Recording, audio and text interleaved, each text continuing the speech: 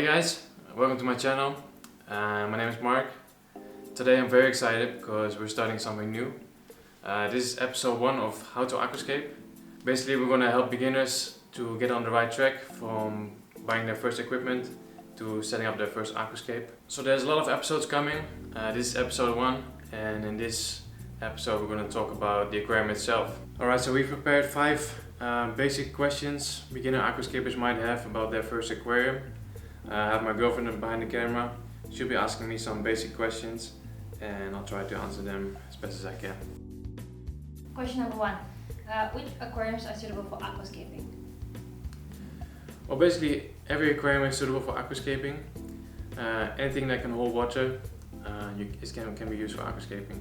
There is no rule as to you can only use this or this aquarium for aquascaping. I guess a lot of it comes down to personal preference. Most aquascapers like to use glass aquariums that are made of clear glass. Yeah, that's it. What aquarium do you recommend? What do I recommend for aquascaping? I would say aquariums that are made just out of glass.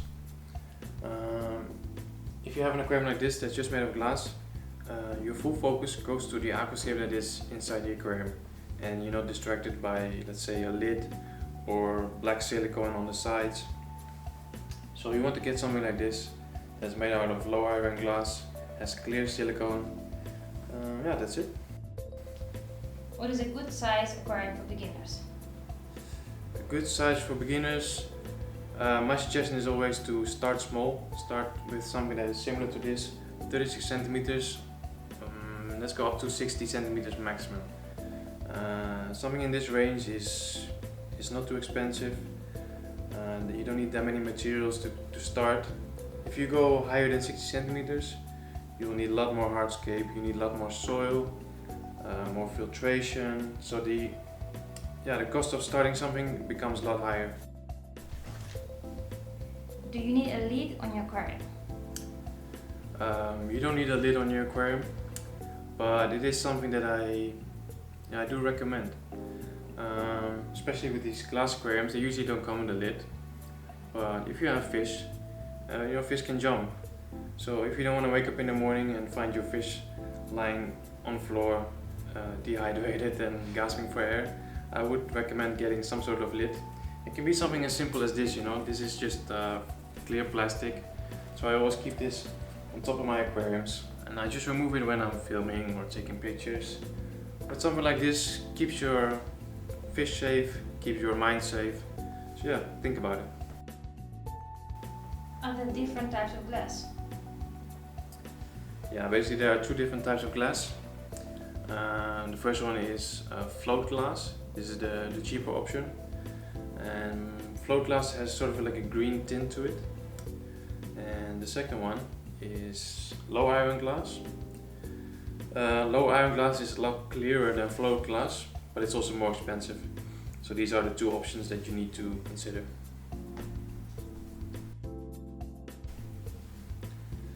Alright guys, that was 5 basic questions to help get you on the right path to buying your first aquarium.